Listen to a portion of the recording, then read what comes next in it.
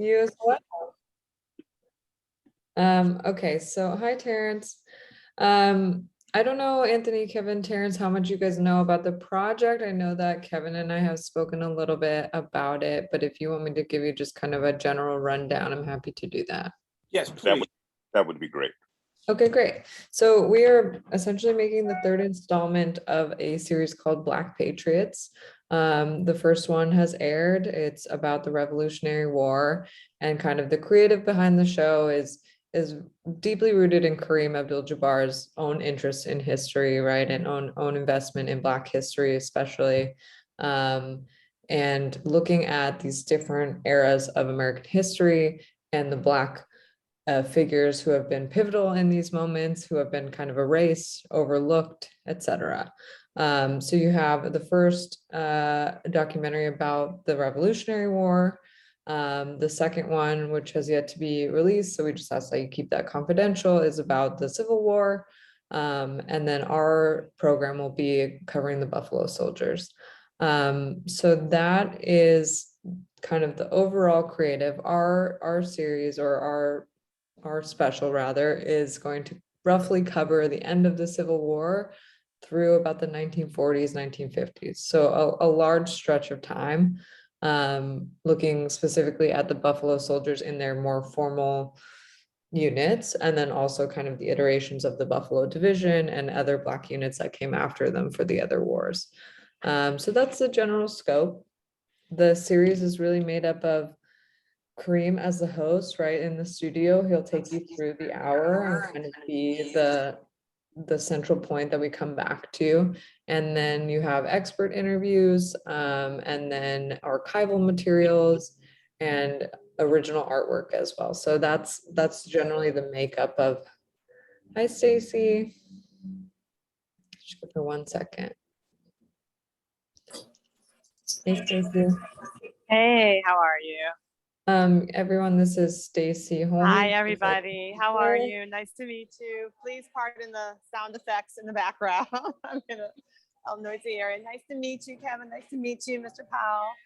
It's a pleasure. Good morning. Good morning. Good morning. We appreciate you taking time, and please forgive me for running a little bit late. So I'm just jumping in. You guys probably started your conversation. Yeah, I was just giving a general overview of Black Patriots, Stacy, and then just so you know, Kevin is recording this meeting, and Terrence is listening, and he works with Kevin and Anthony. So yeah, I was just kind of giving a general overview of the project, and then we're ready to dive in. But I can keep going if you want. Well, again, and Stacy, I asked Malia to kind of give us, the general sense of the project in total, and then obviously the Buffalo Soldier installment is what we're focused on. But what I'd like to know, how did you guys come to find Anthony as somebody that he could reach out to? I'm not sure. I think that had already kind of been started before I joined, but I believe it's because of Anthony's collection and the work that he's done surrounding that. Excuse me 1 second. Yeah, I can kind of piggyback on that. I know there was the exhibit that you guys had worked with Kareem. So that's pretty much was our lead for that. And there's a short video which you're aware of. So sorry, I'm gonna get the doors, Stacey. I'll be right back. Okay. About the collection. So that's how we came to learn about Mr. Powell's collection and what you guys have. Okay, great. And so, and I assume you're talking about the Schomburg exhibit. The one that was at, yes. In New York a few years back. Yeah, yes. I liked it, just a few years back. Yeah. Well, yeah, and what I'd like to do is make sure that, again, Mr. Powell, in his own words, gives you some idea, because I think he represents not just a collection. He's a lecturer, a researcher, and his story is something I think that a lot of people don't know about, and his relationship to the collection, his grandfather. So if we can, maybe we should wait for Malia to get back, because I'd like to have Anthony kind of give the total 360 of who he is and what he represents, and what I do to support him, and what Terrence is trying to help me do to support all of the things that you may hear from Anthony. Is Malia back with us? Not bad, but I can just mention to you that, sorry, I'm going to try to like tuck my headphones in here so you hear less of the noise. But the main thing is we also want to do a sit-down interview with you, Mr. Powell, as well. So it's not, in addition to what your archive is, it's also doing an on-camera interview to talk about your research that you did, what you know in your history of the Buffalo Soldiers. So we want the full package. Not a problem. I'll before I start, I'll just wait for the young lady to come back. Well, she's back. She's back. I'm here. Sorry about that. Anyway, I'm Anthony Powell. I have been doing this for 50 years. I got started with my grandfather, who served as a soldier from 1887 to 1927. I was raised by my grandparents in Los Angeles, and I got an opportunity to meet a lot of my grandfather's companion soldiers. Los Angeles at that time had a very large population of retired veterans from the Indian War and Spanish-American War period. So over the course of my studies, I interviewed many of the men from my grandfather's generation, especially those of the Spanish-American War. Over the course of time, people gave me letters, they gave me music scores, they gave me a lot of stuff that really put who these men were. And so that has been my thrust. Over the last 30 or so years, we've had a plethora of motorcycle clubs around the country, that try to the best of their ability to keep the spirit of the Buffalo Soldiers alive. But the issue with me is mythology and real history. Who were these men? Were they patriots? Were they libertarians? Were they men who wanted to enjoy life in this country?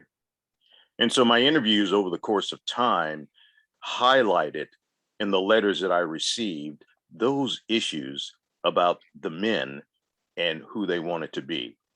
It's almost like when, you go back over the years before the Cold War, we had a Pledge of Allegiance that was very simple. And I'll just quote it for you. It says, "I pledge allegiance to the flag of the United States of America and to the republic to which it stands, indivisible, with liberty and justice for all." Well, what does that mean? For my grandfather's generation, it meant exactly that, liberty and justice for all.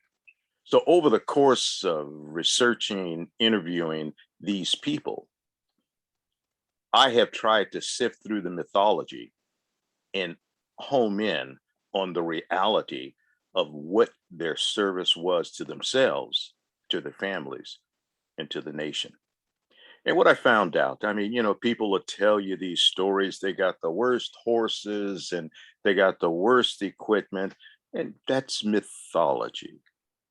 Because at the end of the Civil War, all soldiers received the cast-offs from the Civil War. In 1872, the United States Army was refitted with all of the modern equipment of 1872. Black and white soldiers alike received the same equipment.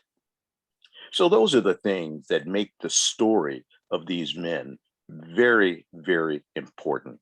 And you have to get down to the personal issues of what was going on at the time, whether it be Reconstruction, whether it be the end of Reconstruction, whether it be how these men felt about their place in this place that we call home. I hope that made sense to you. Very well said. Yeah, no, it does. It does. And exactly what you said is speaking to the storyline that we are telling, to kind of demystify all of that. And that's why, having your voice as well as the other historians and other individuals is important to telling that full story and that truth. Because one of the things that is so important, as I think you alluded to before, is the fact that throughout history, we have almost been written out. Okay. When it comes to John Wayne movies, and I love John Wayne, don't ever get me wrong. He was a great actor, in my opinion. His personal life was his own business. But all of those movies eliminated those individuals who were the ones that were the movers of the Western movement to Western Americana. Those soldiers were 20% of the United States Army, and they all served moving west. And so the idea is, why were they left out? A lot of it is, I know, and you know, it was because our nation at the time had not progressed to where it is today. And we are still in an episode of moving from the past and looking into the future. But these men, in their stories about how they felt, is the most important thing of all. Because I'll give you one other good example. When I was 13, this is back in the mid 50s, I asked my grandfather a question. I said, Granddad, why did you serve this racist country's army for all of those years? My grandfather told me something I would never forget. He said the army gave him the only part of the American dream that the nation would let him share in. Now, my first response was, oh my God, Granddad's an Uncle Tom. And it took me a few years to appreciate here was a man who, when he joined the army at 13, was a totally illiterate country boy from Tennessee. The army gave him everything he needed in education, an opportunity to literally traverse the world during his 40 years of service. And at the end of the day, he can tell me the only part of the American dream. And there are many more stories of these men and my grandfather like that, that made the possibilities of we Americans today. You mentioned that you have letters. What are some of the letters that you have? Want me to go through 300-400 letters that I have? Well, I guess I should say, are there any letters that focus on, because we're highlighting the Red River War, we're looking at Camp Logan. We want to talk about too soldiers and just what's happening in the civil rights movement in terms of the disrespect that they're getting, in the nation as a whole. So are there any letters that you've come upon as soldiers are talking about, even their time like in West and fighting indigenous? Absolutely. Actually, yes, I do. I have a lot of information on that. That is one of the threads that you have to put in any type of history, because that gives you a real idea of how these men felt. And it's interesting because some people think that these soldiers were just so pure and they didn't have any hatred. That's nonsense. They were just people of that era.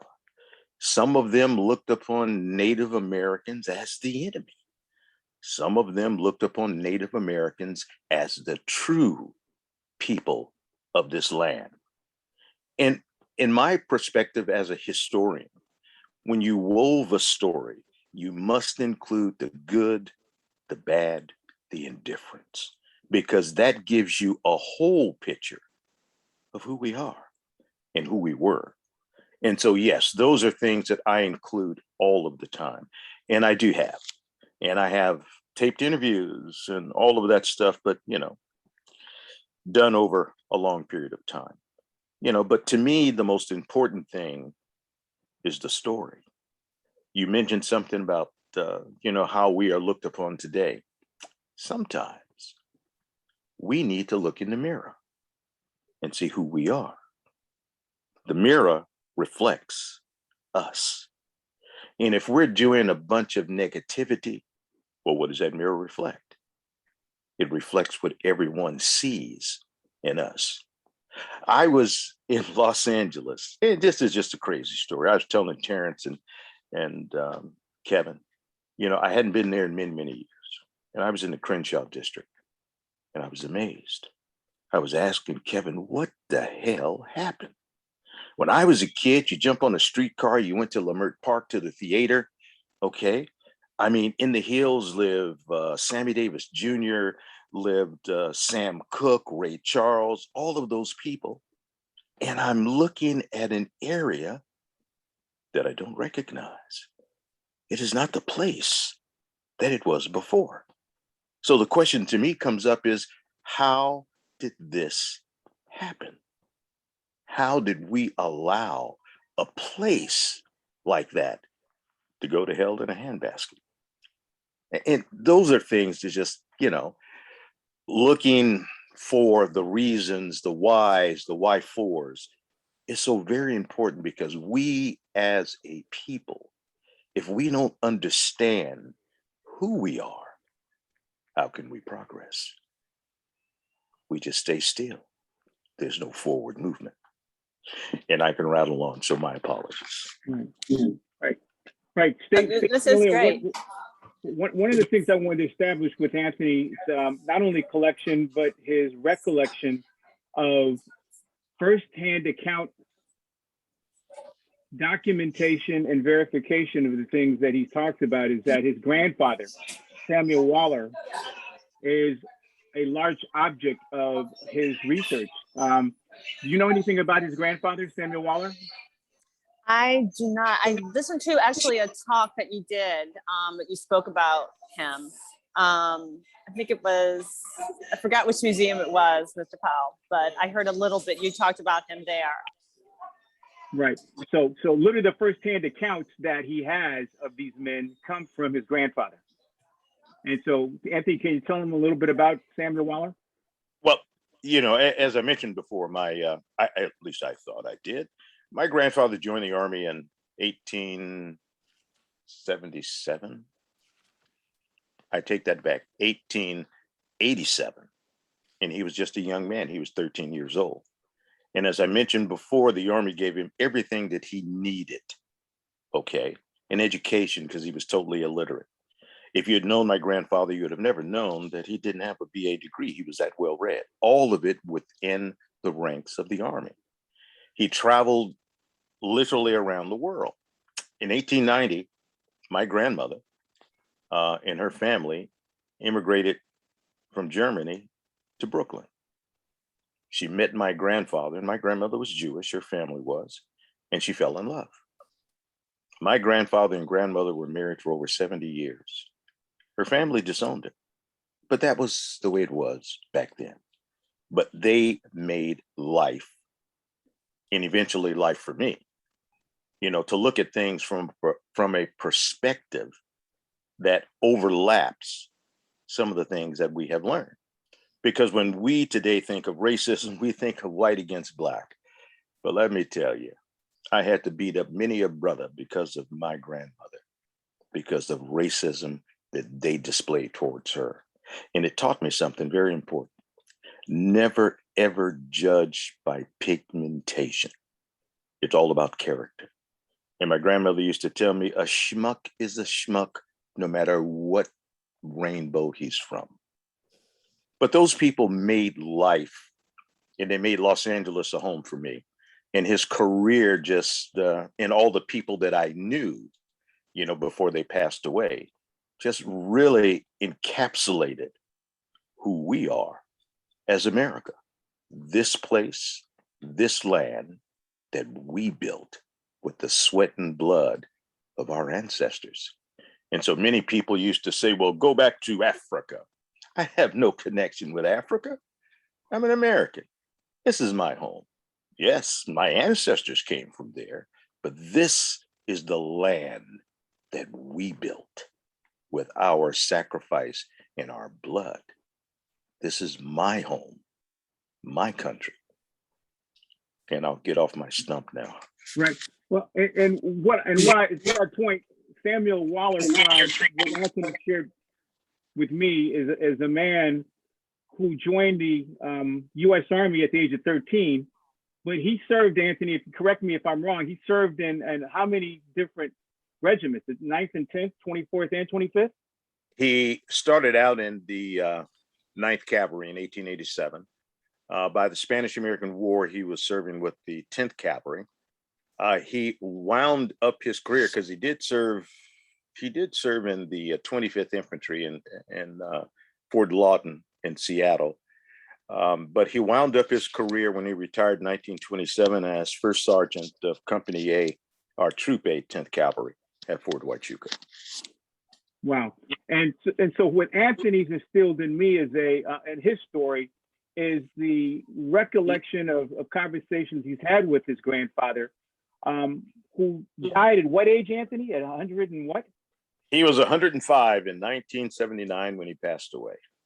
And this gentleman was the person who captured most of a lot of the firsthand accounts with his camera, which is Rochester camera that he used. Yes. Yeah, and that camera literally allowed him to capture images of all of the Americana soldiers, Asian Americans, Native Americans, anybody who wanted to immortalize themselves in the timeline with his camera, his portraits. So, and let me just add one thing. What my grandfather was able to do was capture the African soldier's life in the field, off duty, family, all of those things that many, many times you never see in any history books dealing with these soldiers. Absolutely. And those, how many images do you have, the glass plate negatives, the technology from that day, from his camera? Close to 10,000. But what I've done, I've digitized the great majority of them. So my collection is, well, give you an example. When the Smithsonian did an exhibit back in the late 80s on the Buffalo Soldiers, I loaned them the images for that exhibition. So just to, the collection is vast, but I guess the most important thing of all, the images speak volumes of who these men and women were, the children were. And that is the thing. No caricatures, they're people. So let us stop. Do you have guys any questions, suggestions, comments before we continue on our diatribe? No, I mean, this is great. I would wonder, do you have, they're digitized, but do you have like a list or even like a guide, a catalog of the time periods, like starting at this date to this date, this location? So yes, because I know, okay. It's me.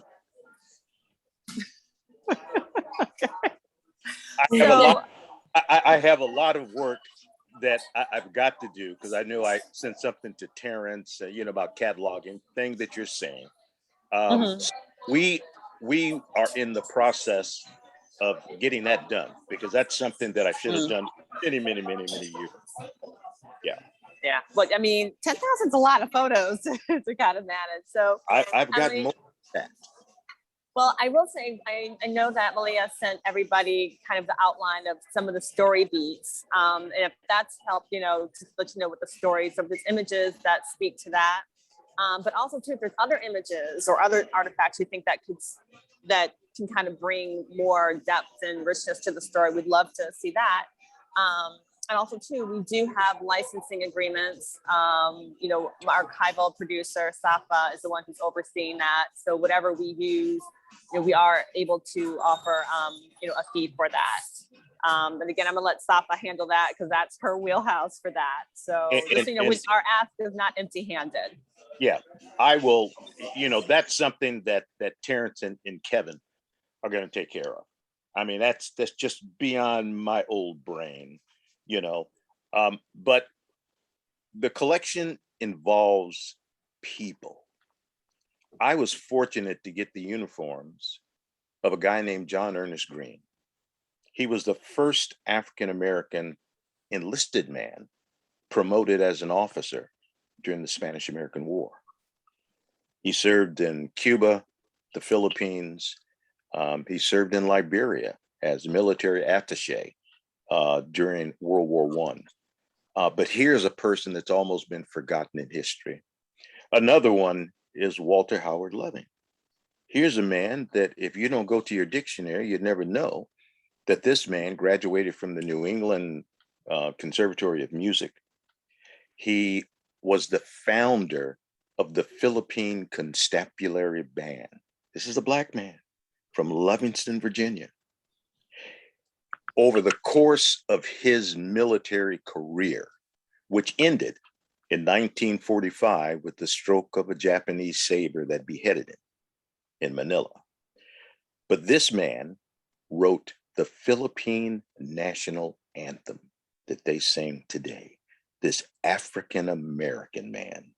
His band was noted throughout the world as one of the greatest bands of the era. His band, under his direction, led the inaugural parade of William Howard Taft in 1909. First time a Black had done that. His band was the band that was at the inaugural ball, you know, at the World's Fair in 1903, at the reawakening of San Francisco, the Panama Pacific Exhibition in 1915, the 1939 World's Fair. But yet, most African Americans do not know who this man was. And that's a shame. So guys, when I looked at your your sheet of individuals that you'd like to touch on, Anthony has not only the photographs, but uniforms and artifacts from some of those people like Charles Young.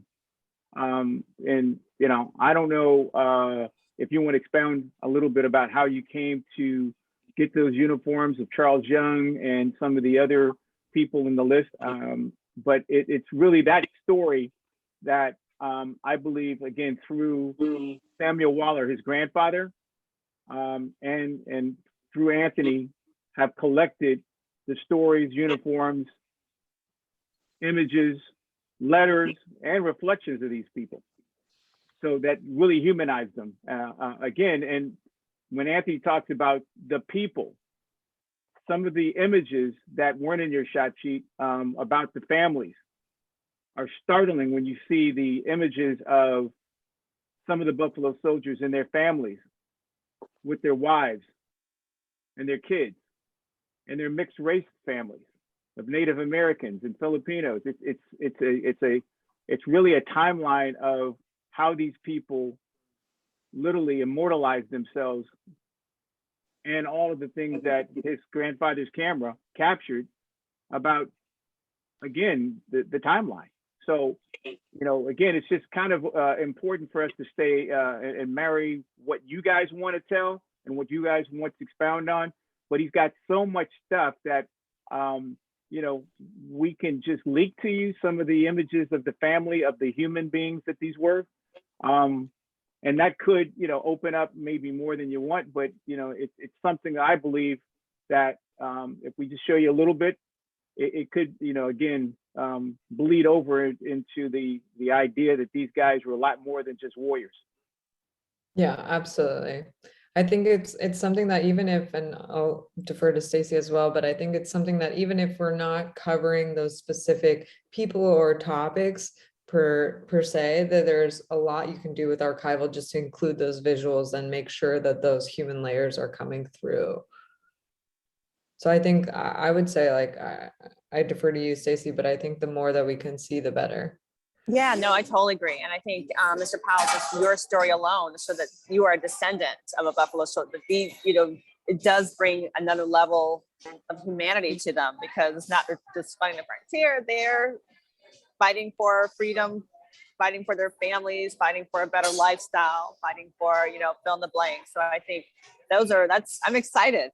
I'm so excited to see those for sure. One question I want to make sure that we definitely talk about is your schedule, Mr. Powell. Like I said, we do want to get an on-camera interview with you. We would be doing a remote interview, meaning I would not physically be there, but we would have a camera crew at a specific destination, and we are being very COVID safe. You know, testing for us, making sure our entire crew is masked, cleaning the spaces. You know, that is our first and foremost priority, is keeping everybody safe. So I just want to just assure you of that. But we're doing all the precautions and following the guidelines that all productions have to follow. So I wanted to, I know we're about to break out into the holiday season, but I'd love to know what your schedule is like. This is the first week, it's the, what is that? The first week, full week of December, like the week of the 6th of December. Let me just double check, and we'll get back to you. Okay. You know, we'll definitely get back to you on that. First week, yeah, because I know Octavia's coming into town. So yeah, let me get back to you on that. Are you thinking of a place that you would like to shoot this? Would you bring a crew here, or Well, we would find a space that's spacious enough, because we have a certain look that want to be consistent throughout the entire hour. So we would actually, and we can provide even getting you transportation to that location. And we would film in that space, and that would be that. Okay. And you're based out of San Jose, correct, Anthony? I am. Okay. But this is California. We're just an hour away from everything. So would you feel, if we found someplace in LA, provided transportation, would you feel okay going to LA? I would have no problem. Right, Now, okay. Here is one for my wife is wheelchair bound. So whatever you provide for me, she comes along. I just want to make sure that's understood. Good to know. Yeah. Yes. And Terrence and I are here in LA. Well, I know Terrence is everywhere, but I'm here in LA. Copy. I'm the quiet one in the group. You're the silent partner, Terrence, huh? I just do what I told. I'm the janitor. I clean things up. No, he's the fixer. Okay. So guys, can I ask, here's a question. What, aside from the fact that this is it's with the History Channel, right? And I've not seen the episode that's on air with the Revolutionary War, but what's the goal of the project, aside from just the goal for Kareem's efforts? Is it something that you can articulate as the overarching goal, or is it just plain and simple a way to create information for people who are enthusiasts about Black I would Patriots? say, Okay. oh, sorry, Stacey. Go ahead, Malia. I was just gonna say, I think, like, generally speaking, and I can't speak obviously for Kareem's perspective, but I think that this is about shining a light on these histories that we're talking about that are overlooked, right? And not just the histories, but the people and the characters, the human beings, as Anthony very rightly pointed out, that were part of this. And I just worked on a special that was about the Japanese American soldiers of World War II, and it's again something that people sometimes are aware of, but it's not part of our mainstream of history and culture and discussion. So I think that is kind of the general why behind the Black Patriots creative is making sure that we are telling these stories and there's something solid to like reference into a mainstream audience. Okay. And who is the main? I'm sorry, go ahead. Oh, Go ahead. no, I might be answering your question with this. So I'm not working directly with Kareem, but the executive that is, I mean, he really is interested genuinely in the Buffalo Soldiers. I mean, he collects, as you know, Mr. Powell, he's a collector of a lot of the materials. So I think it's coming from that space as well, where he wants to share just what he knows. I mean, series that they've done so far, the Buffalo Soldier is what he knows a little bit more about than the Revolutionary War and the Civil War. So a lot of this will be coming from a very space of familiarity. Okay. Very good. I know Kareem quite well. He's a gentleman's gentleman. And I think that we can probably get you guys a screener of the Revolutionary War Hour, so you can take a look at what that kind of felt like. That would be That would great. And the Civil War installment, is that? That's Do not you- yet, yeah, it's not yet announced and it hasn't aired yet, so we just ask that you guys keep that confidential, but Sure, that sure, one we can't okay. share at the moment, yeah. Okay. And I guess, I guess no question is a stupid question, but who is your target audience for this project, especially the Buffalo Soldiers? That's a good question. I think I can't really answer that right now.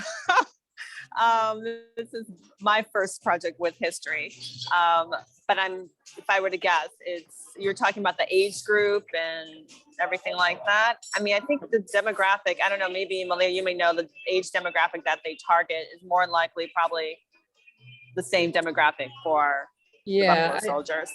I think like, yeah, Stacey and I can't speak to like if there will be certain marketing efforts to get this to a different type of audience or a wider audience, but I think History Channel, generally speaking, and we're not representatives of the network, so don't quote me on any of this, but they do tend to skew more male and generally kind of a bit older. So I believe, late 20s through 50s is kind of their median age, but yeah, you have a And we can find that out for you, Kevin. We can, give you a more definitive answer on that. Okay. Yeah. So I have a question, if I may. ahead, With Terrence. Mr. Powell's involvement, will he have the ability to use this footage unencumbered in other projects that he's doing as a support companion to his work? That I can't answer, but it's a question I can't ask our executives. Okay, thank you. That was a good question, Terrence.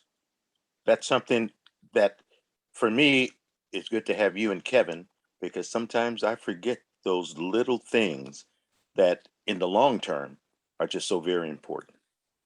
Well, yes, sir. I think that it's important as we make considerations of what you participate at this time, that we protect your brand and that it's not diluted. And also, whatever benefits are going to be derived from the work, we let people know from the beginning that we understand its value today and its cross engagement value in other markets. So even though A&E skews to a particular demographic, it's important for the work that you want to do community-wide that we're able to use that information to support telling the story to the young people you want to engage. So that's why I asked. Hear, hear. Thank you so much. Any other questions that we can answer at this time? No, I think we have a general sense of what we can do to match what we have, which is vast and maybe more diverse than what you guys need. But if we can do anything to see more of what the Revolutionary Project is, then we may be able to stitch in some ideas and some suggestions before you guys kind of script out Anthony's interview. And when you guys said that you're going to film potentially in LA, what is the set or the sound stage going to look like potentially? Are you guys going to have artifacts or artwork in that? More like in the background, tend to not to, because we want to focus on the subject itself. So whatever it is going to be probably very either like an open space, like a loft, or more kind of like your standard, if you see history interviews and with rich wood and kind of moody. Okay. Yeah, I didn't know if you had any need for props, like artifacts or things that he may have because that Well, let's could put a provide. pin in that. Yeah, you can put a pin in that because possibly, if anything, it would be probably with Mr. Powell, not so much as a backdrop. Okay. Okay, I don't have any more questions. Okay, I think then, I can resend that list if you guys don't have it at the top of your email of kind of like our story beats and characters. And then that may be a good place to start jumping off with archival, and we can connect you with our archival producer. And then Mr. Powell, just whenever you know about your schedule, the top of December, that would be great. And we can start figuring out logistics from there. All right, sounds good to me.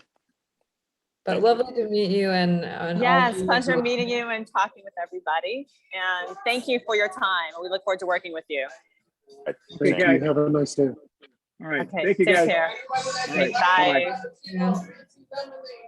Yeah.